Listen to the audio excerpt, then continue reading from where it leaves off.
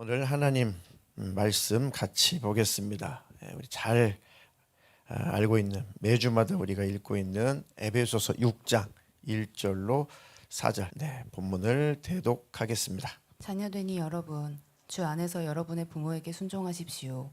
이것이 옳은 일입니다. 내 부모를 공경하라고 하신 계명은 약속에 딸려 있는 첫째 계명입니다. 내가 잘되고 땅에서 오래 살 것이다 하신 약속입니다. 또 아버지 되니 여러분, 여러분의 자녀를 노엽게 하지 말고 주님의 훈련과 훈계로 기르십시오. 아멘. 아멘. 설교 제목 한번 읽어보겠습니다. 시작. 건강하고 행복한 가정이 되려면. 부제목 부모로 산다는 것은, 오전에는 부모로 산다는 것은, 오후에는 자녀로 산다는 것은, 이렇게 부제목이 있습니다. 오전에는 부모로 산다는 것은, 어떻습니까? 모든 부모가 되신 여러분 행복합니까? 네, 행복하죠. 그렇습니다. 그런데 부모로 산다는 것이 그렇게 쉬운 것은 아닌 것 같아요. 그렇게 쉬운 것은 아닌 것 같습니다. 왜 쉽지 않을까 생각을 해봤는데 사랑하니까 그런 것 같아요. 사랑하니까 부모로 산다는 것이 쉽지 않습니다. 정말 사랑하니까, 그 누구보다도 가장 사랑하기 때문에 그래서 부모로 산다는 것이 쉽지 않은 것이죠. 공감이 되시나요? 가정이라고 하는 것, 가정의 성경적인 영적인 그 의미를 살펴보면은 가정은 궁극적으로 하나님을 경험하는 곳, 하나님 나라를 체험하는 곳, 또 하나님의 말씀이 경험되는 곳, 이런 곳이 가정이고 그런 가정이어야 되죠. 그리고 결국 궁극적으로는 가정이라고 하는 기능이 영적으로 보면 하나님의 가족, 하나님의 권속이라고 하죠. 하나님의 가정, 하나님의 가족, 바로 천국 백성을 바로 생산해내는 곳이 가정입니다. 그 이 땅의 가정은 건강해야 되고, 이 땅의 가정은 화목해야 되고, 이 땅의 가정은 행복해야 되고, 이 땅의 가정은 꼭 천국의 모형이어야 된다. 그곳에서 천국을 경험하고 그곳에서 천국을 느끼고 진짜 하나님 가족이 되어서 하나님 나라 천국에서 영원한 가족으로 살아가는 거죠. 이게 바로 하나님께서 가정을 만드신 여러 가지 이유 중에 궁극적인 목적입니다. 가정이라 하는 것이 없으면 하나님 나라도 없는 거예요. 더 이상 없는 겁니다. 전 세계에 있는 모든 가정이 다 사라지고 다 깨지고 그냥 각각 혼자씩 산다면 결국은 그 사람들이 다 세상 떠나면 하나님 나라는 더 이상 완성이 되지 않는 것입니다.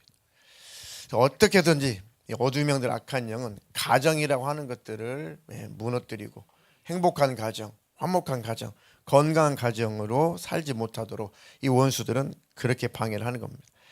자, 하나님께서 남자 여자를 창조하시고 이렇게 선포를 하시죠. 창세기 1장 27절로 28절 대독하겠습니다. 하나님이 당신의 형상대로 사람을 창조하셨으니 곧 하나님의 형상대로 사람을 창조하셨다. 하나님이 그들을 남자와 여자로 창조하셨다. 하나님이 그들에게 복을 베푸셨다. 하나님이 그들에게 말씀하시기를 생육하고 번성하여 땅에 충만하여라. 땅을 정복하여라. 바다의 고기와 공중의 새와 땅 위에서 살아 움직이는 모든 생물을 다스려라 하셨다. 아멘. 굳이 하나님이 남자와 여자를 창조하셨다. 그리고 결혼 제도라는 것을 만드셨다. 가정이라는 것을 하나님께서 만드셨다. 그리고 생육하고 번성하여 사람들아 땅에 충만하여라. 그런 기대가 있었죠. 하나님이. 그 충만한 그들이 죄를 이기고, 아담과 하와가 죄를 이기고 이 땅에 정말 하나님을 온전히 섬기는, 하나님의 사랑을 온전히 아는 그런 사람들이 이 세상에 충만했다면 아마 그들을 다 그 자체가 천국 백성이고 하나님 백성으로 삼았을 겁니다. 그런데 하나님의 그 기대와는 또 다르게 하나님 아버지의 그 마음이 갈기갈기 찢어지는 그 일들이 바로 범죄하고 나서 인류가 타락해버린 겁니다. 그리고 가정도 타락하고 가정도 건강하지 못하고 화목하지 못하고 행복하지 못한 가정들이 많이 있다는 것. 이게 바로 어둠의 세력의 역사고 악한 영의 역사입니다. 그래서 예수 그리스도 안에서 가정은 반드시 회복이 되어야 되고 회복될 수 있습니다. 아멘이십니까? 그래서 하나님 나라를 모형하는 것, 하나님 나라의 모형은 교회고 또 가정입니다. 가정이 잘 되면, 가정이 행복하고 화목하면 가족 구성원들의 삶의 인생이 그렇게 행복할 수 없죠. 가정이 건강하고 가정이 화목하면 모든 인생은 행복하다. 가정이 건강하고 가정이 화목하면 가족들이 천국이라고 하는 것을 맛볼 수 있습니다. 그리고 예수 믿고 구원받기가 아주 쉽습니다. 마음이 열려 있기 때문에, 그리고 심령이 부드럽기 때문에 복음도 들어가고 천국도 심겨질 수 있죠. 또 가정이 또 건강하고 화목하면 더 나아가서는 나라, 아마 세계가 평화로울 겁니다. 모든 것은 가정으로부터 시작됩니다. 그래서 하나님의 가정이라는 걸 만드시고 하나님께서 가정을 친히 다스리기를 원하시는 거죠. 행복한 가정, 화목한 가정의 비결은 하나님 중심으로 사는 겁니다. 그래서 인류가 하나님 중심으로, 아담과 하와가 하나님 중심으로 가정을 꾸려갔을 때는 참 그 자체로 행복했죠. 하나님 중심이 아니고 자기 중심이 될 때, 사람 중심이 될 때, 그때부터 문제가 생긴 겁니다. 그래서 교회가 건강하고 화목하게 되면, 가정이 건강하고 화목하게 되면 그 자체로 교회 성장인 거예요. 그렇잖아요. 가정이 화목하고 가정이 건강하면 그 자체로 교회는 그냥 성장이 되는 겁니다. 교회가 성장된다는 것은 하나님 나라가 속히 완성이 되는 겁니다. 그러니까 결론적으로 가정이 건강하고 화목하게 되면 하나님 나라는 속히 완성이 되죠. 이렇게 연결이 되어 있는 겁니다. 우리 가정이나 여러분들의 가정이나 건강하고 화목한 가정 되기를 주님의 이름으로 축복합니다. 그래서 남녀가 결혼을 해서 자녀를 낳고 사는 것은 하나님의 큰 기쁨입니다. 뭐 자녀가 생기지 않을 수도 있고 여러 가지 변수가 있지만 원래 하나님의 남자 여자로 창조하신 것은 남자 여자가 결혼을 해서 자녀를 낳고 천국 백성들을 많이 생산해 내는 것, 이게 바로 하나님의 창조의 섭리죠. 그런데 예수 믿는 사람들은 그런 생각을 좀 덜어 가지고 있어요.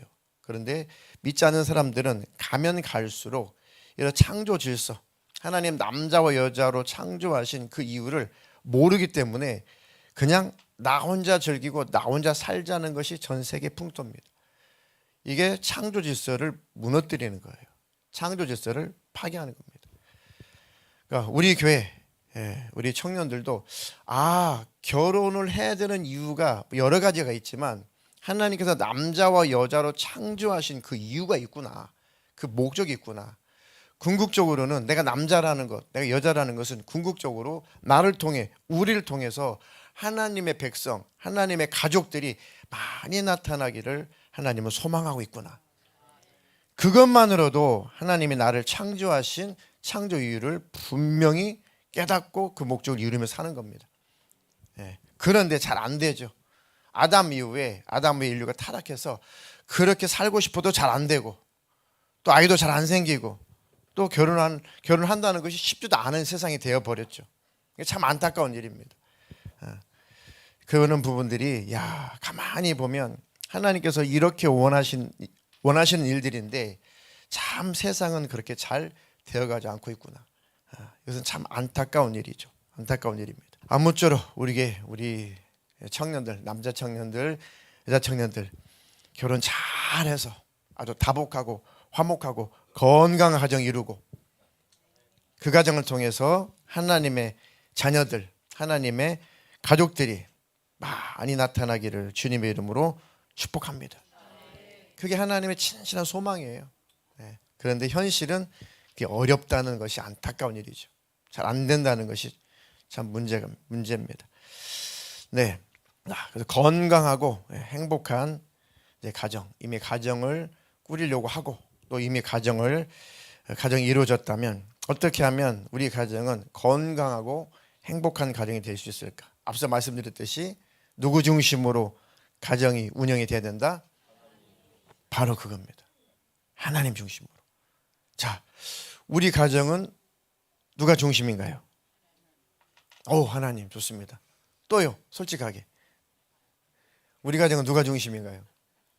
우리 집안의, 우리 가정의 대통령은 누구냐고요? 그것은 반드시 집안에 대통령은 있어야 돼요. 반드시 중심 이루시는 분이 있어야 됩니다. 그가 하나님 중심으로 살면 되니까. 누가 리더는 있어야 될 거 아니에요. 누가 리더가 있으면 남자가 될 수 있고 여자가 될 수 있고, 남자이면 더욱 이상적이겠지만 뭐 시대가 그렇게 안 돌아가다 보니 뭐 괜찮습니다. 여자가 되든 남자가 되든 그 가정의 중심이라면 그 가정의 중심이 되는 그분이 정말 영적으로 가족을 이끌어 갈 수 있어야 된다는 얘기예요. 그가 바로 하나님 중심으로 살면 되는 겁니다. 네, 각 가정마다 대통령들은 꼭 하나님 중심으로 사시고, 대통령으로 선출되셨으니까 선출된 게 아니고 독재하시는 것 같은데, 가정마다 대통령으로 독재하시는 분들은 독재도 좋으니 꼭 그분도 하나님의 독재를 받으시기를 축복합니다. 네, 뭐 성경 여기저기 말고 그냥 창세기만 봐도 가인과 아벨 사건을 보면 저는 항상 가슴이 참 너무 저리는 게, 아담과 하와가 딱 새끼를 낳았는데 큰아들 낳았습니다. 첫째 아들 낳았는데 그 이름이 가인이죠. 물론 성경에는 우리에게 필요한 인물들만 기록이 되었기 때문에 뭐 여러 그런 자녀들이 있을 수 있습니다. 성경을 보면. 그리고 또 아들이 하나 있었는데 누구예요? 아벨이라는 자녀가 있었습니다. 누가 누구를 죽여요? 형이 아우를 죽여요. 아우가 시기 나고 질투 나고 해서 형을 죽였어도 문제인데, 사실은 하나님께서 우리 마음속에, 인간 속에 창조해 놓은 것이 내리사랑이라는 게 있거든요. 동생이 아무리 못됐어도 오빠든 형이든 누나든 참 이 동생들을 보면은 참 불쌍하고 치근히 여기는 마음이 있단 말이죠.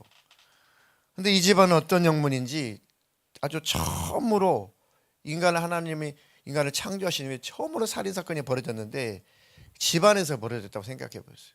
큰아들이 작은아들을 밖으로 유인해가지고 쳐주겠다고 생각해 보세요. 참 이거 상상도 하기 싫은 얘기잖아요. 끔찍한 일이죠. 그래서 아담과 하와는 무슨 생각이 들었을까? 내가 정말 하나님 중심으로 살았더라면, 내가 하나님 중심으로 자녀를 양육했더라면 그러지 않았었겠어요? 그렇죠? 아담과 하와가 가인을 잘 양육했더라면 그런 생각하지 않았을까요? 부모가 그 모습을 자기 가슴을 찢지 않았을까요? 그 자녀를 탓하기 전에 자기 가슴을 찢지 않았을까요? 내가 하나님 중심으로 살았더라면, 우리 가정이 하나님 중심으로 살았더라면, 내 자녀들을 하나님 중심으로 살게 했더라면 이런 일은 없었을 텐데 하면서 고통스럽겠지만, 정말 참기 힘들었겠지만 그 사건을 통해서라도 하나님을 더 바라보지 않았을까, 그런 생각이 듭니다. 부모 여러분, 마음대로 내 자녀들이 내가 원하는 대로 잘 자라주지 않다고 너무 힘들어하지 말고 그때 하나님을 또 바라보십시오. 그 하나님만이 해결할 수 있는 문제들입니다.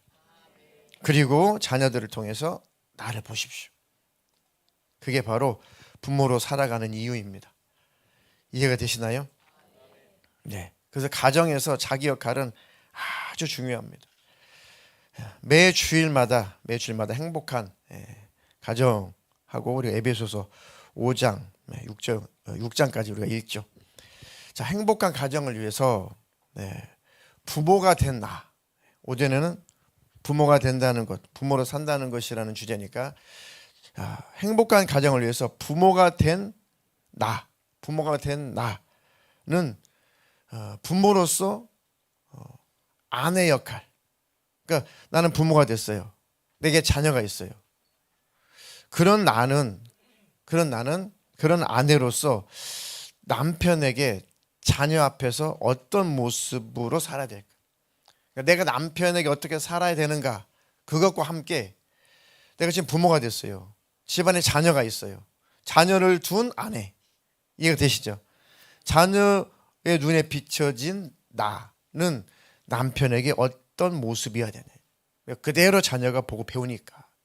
이해가 됩니까? 에베소서 5장 22절로 24절 읽겠습니다. 다 같이 읽겠습니다. 이것은 시작. 아내되니 여러분 남편에게 하기를 주님께 하듯 하십시오. 그리스도께서 교회의 머리가 되심같이 남편은 아내의 머리가 됩니다. 바로 그리스도께서는 몸의 구주이십니다. 교회가 그리스도께 순종하듯이 아내도 모든 일에 남편에게 순종해야 합니다. 원래 이것이 법칙이었어요. 원래 이래야만 됐어요. 그런데 이게 잘 안 되죠. 왜요? 어느 한편이 문제다라고 말하는 게 아닙니다. 인류가 타락한 이후에 참 남자에게 순종하자니 참 믿어지 못할 때가 많고, 그냥 마냥 여자를 사랑해 주자니 그렇지 못할 일이 너무 많은 게 문제라는 거예요. 근데 원래 하나님의 기준은 이거라는 겁니다. 원래 남자는 존경받고 또 아내가 순종할 수 있을 만큼 남자는 그런 존재이어야 된다는 얘기예요. 이해가 되십니까? 그렇다면 아내는 순종하게 되겠죠. 그러면 그 모습을 바라보는 자녀들도 가정 안에서 잘 배우고 자라겠죠. 그죠? 이건 남편이 어떻다, 아내가 어떻다를 따지는 게 아니고 남편은 존경받을 만한 삶을 살아야 되고 그런 남편에게 아내는 당연히 순종하고 남편을 존중해야지만이 건강하고 화목하고 행복한 가정이다. 이상적인 가정을 말하는 겁니다. 이게 우리 기도 제목이어야 되죠. 그렇지 않으면 가정마다 남자들은 설 곳이 없습니다. 남자들은 갈 곳이 없습니다. 그러니까 남자가 그 자리를 잘 지켜낼 수 있도록 아내분들이 때때로 마음에 안 드는 부분이 많이 있어도 자녀들 앞에서 그 남편을 자녀들 보는 눈앞에서만큼이라도 남편을 잘 존중해 주십시오. 최소한 함부로는 하지 마십시오. 나중에 싸우고 다툴지라도 자식이 없을 때 싸우고 다퉈요. 그게 자녀들을 신앙생활에 자녀들의 교육에 아주 안 좋습니다. 아주 안 좋습니다. 이해가 되시나요? 네. 그것을 잘 안 돼도 감정이라는 것이 탁 올라오면 뭐 부모님이 계시든 뭐 애들이 있든 뭐 그게 돼요? 막 터져 나오는데 그런데 말씀을 잘 듣고 한번 생각해 보면은 딱 몇 초만 한 3초만 생각해도 그냥 아이들 없을 때 내가 해야지. 그럼 감정이 많이 이제 정리가 되어 있기 때문에 그렇게 큰 다툼 없이 대화를 할 수가 있습니다. 이해가 되시나요? 그렇게 감정을 잘 조절하고 절제를 해야만 바로 가정이 화목하고 건강하고 행복할 수가 있다는 이거 꼭 실행해야 됩니다. 꼭 실행해야 돼요. 내 자녀들이 보는 앞에서 아내인 나는 남편에게 어떠해야 되는가. 그것은 자녀를 위해서 아내인 나 자신을 위해서 꼭 필요한 거예요. 그래서 감정을 잘 다스리도록 기도하십시오.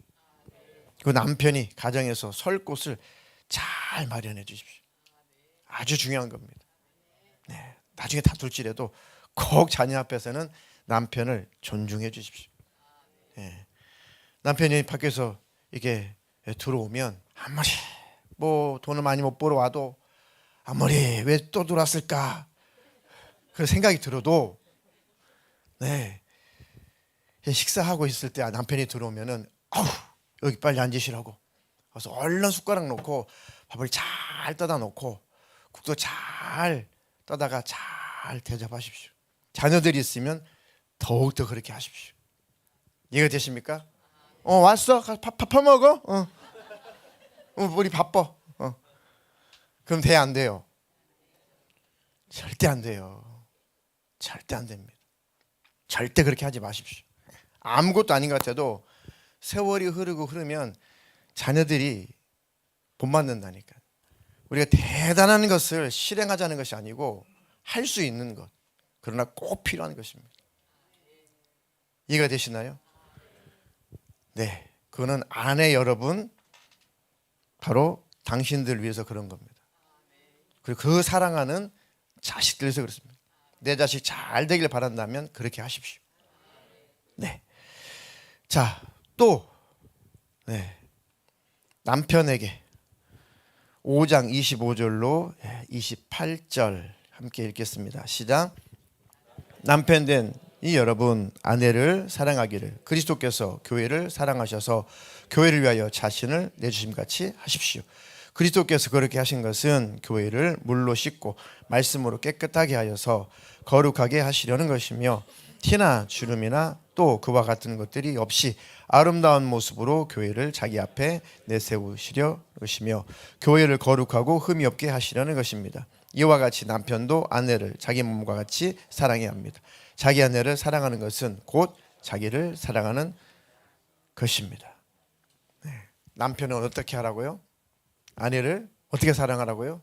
그리스도께서 교회를 사랑하시듯이 주님이 교회인 우리를, 나를 사랑하실 때 어떻게 사랑하셨어요? 죽기까지 사랑하셨잖아요. 죽기까지. 그렇게 사랑을 할 수 있도록 기도하라는 거죠.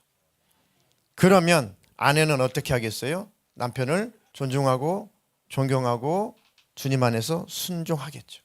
그런데 아내를 사랑한다는 것이 부연 설명이 성경에 쭉 설명이 되어 있죠.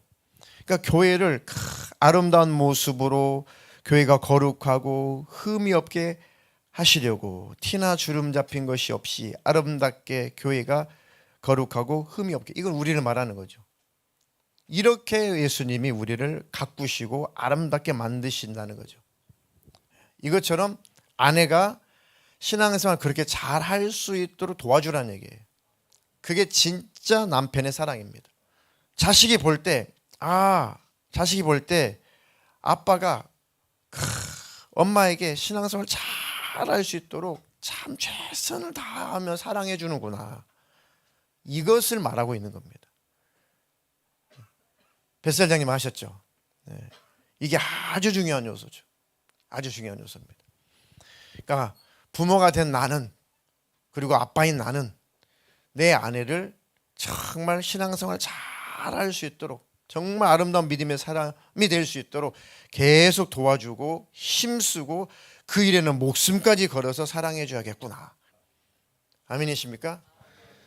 자, 가정에서 남편을 존중하고 아내를 사랑해 낸다는 것이 쉽습니까? 어렵습니까? 그렇죠. 어렵습니다. 그래서 최고의 계명이 뭐라고요? 사랑하라는 거예요. 사랑하라. 제일 힘든 계명이 사랑하라. 아이고, 사랑하라. 뭐 하나 사랑하면 되지. 해보니까 어떻던가요? 사랑하는 게 쉽던가요? 안 돼. 그래서 우리가 나는 죄인이구나, 그 예수님의 십자가에 피 흘리신 그 은혜가 아니면 나 천국 못 가는 존재구나. 최고의 계명을 가정에다 먼저 주신 겁니다. 네 남편도 사랑 안 되잖아. 네 아내도 사랑 안 되잖아. 네가 난 자식도 사랑 안 되잖아. 너를 낳아준 부모도 사랑 안 되잖아. 너는 그런 존재야. 주님, 맞습니다. 라고 십자가 앞에서 무릎을 꿇게 되는 거죠. 이것이 바로 하나님께서 타락한 이후에 가정에게 주신 말씀입니다. 또 그런데 사랑하며 살 수 있다면 그만큼 행복하기도 해요. 이해가 되시죠? 결국 말씀은 행복하라는 거구나. 결국은 행복하게 살라는 거구나. 통제가 목적이 아니라 행복하게 살라는 거구나. 사랑하게 되면 아내는 순종하게 됩니다. 아내에게 별것 아닌데 진짜 마음을 쏟아서 어떤 선물로 마음을 탁 전달했어요. 그러면 아내가 그 다음에 어떤 반응이 일어나나요? 지승구 집사님, 아내에게 뭐 큰 것도 아니에요. 그래도 마음을 다해서, 정성을 다해서 뭐 하나 이렇게 선물을 쫙 해줬어요. 그 다음부터 아내의 그 말이나 행동이 어떠냐고요. 그래요. 아내를 사랑해주면, 아내에게 하나를 주면 아내는 100을 주더라고요. 그게 여자의 마음이에요. 예. 그러니까 남자도 참 지혜가 있어야겠더라고요. 근데 이게 참 많은 시행착오를 통해서 깨달았어요. 아, 그렇구나. 10,000원 주면 10만 입금되는데, 아이고, 이런 거를, 너무 쉬운 거를, 이게 9배가 남는 장사인데, 이런 걸 몰랐구나. 네, 그러니까 그냥 남자는 넓은 가슴으로 그냥 사랑만 해주십시오. 때때로 막 거시기해도 그냥 사랑해 주십시오. 그러면 정말 여자들이 더 훨씬 더 잘할 수 있습니다. 자, 행복한 가정을 위해서 부모가 된 자녀인 나 이해되죠? 나는 부모가 됐어요. 자녀가 있어요. 근데 또 내게 부모가 있어요. 그걸 얘기하는 겁니다. 자, 한번 봅시다. 6장 1절로 3절 시작. 부모를 공경하라고 하신 계명은 약속이 딸려 있는 첫 계명입니다. 네가 잘 되고 땅에서 오래 살 것이다 하신 약속입니다. 네. 자, 자녀로서 부모에게, 그리고 또 나는 부모가 됐고 자녀가 있고 여전히 부모님 살아계시면 나는 또 부모이면서 자녀죠. 그러면 내 자녀들이 어떻게 해야 되며 부모에게는 어떻게 해야 되는가? 성경이 가르쳐 주는 거죠. 네. 뭐 저도 제일 못하는 부분이 이런 부분입니다. 제일 못하는 부분이 부모에 대해서 참 못하고 있는데, 그래도 최선을 다하고 저나 여러분들이나 하나님 앞에 최선을 다하시길 바라겠습니다.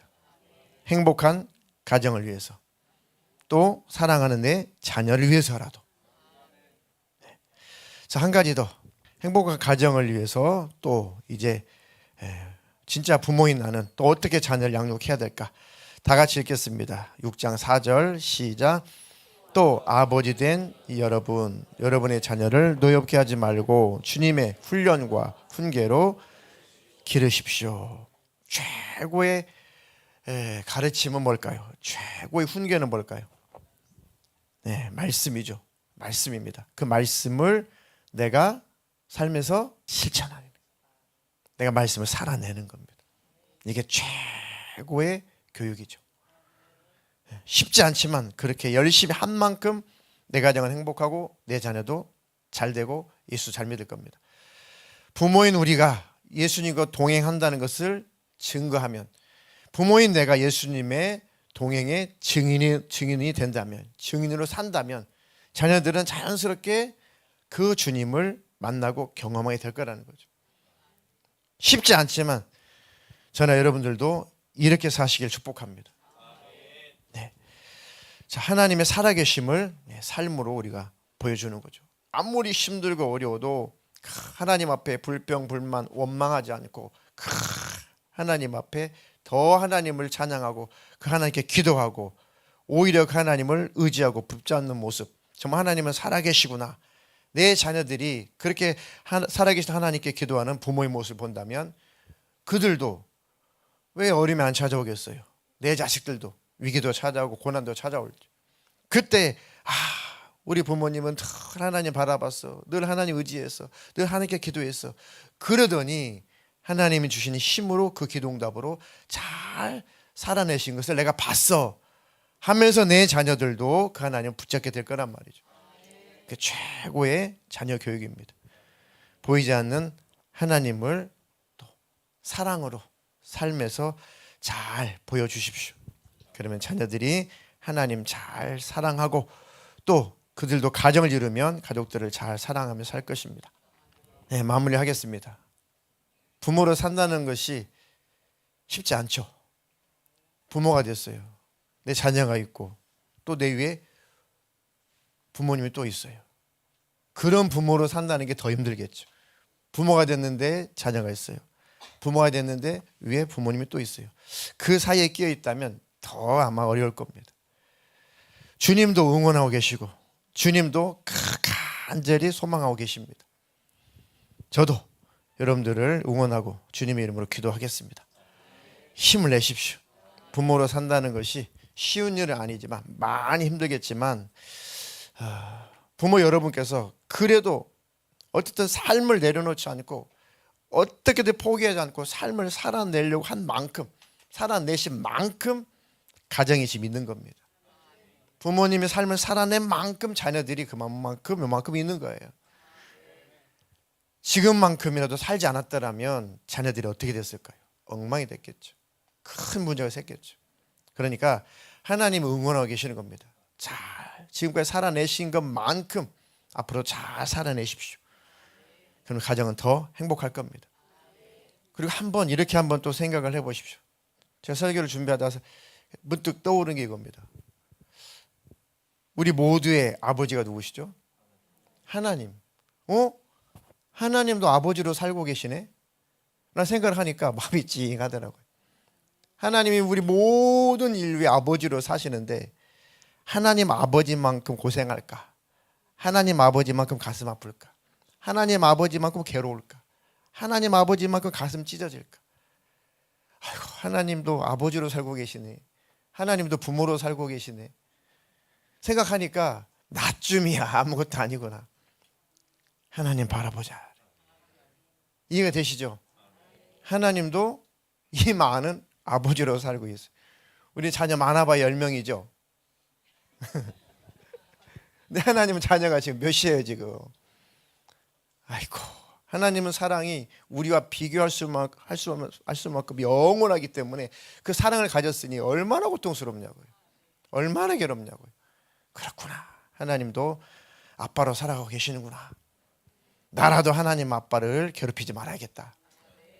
그렇게 생각하면 속 썩이는 자녀, 그래 기도하자. 아멘이십니까?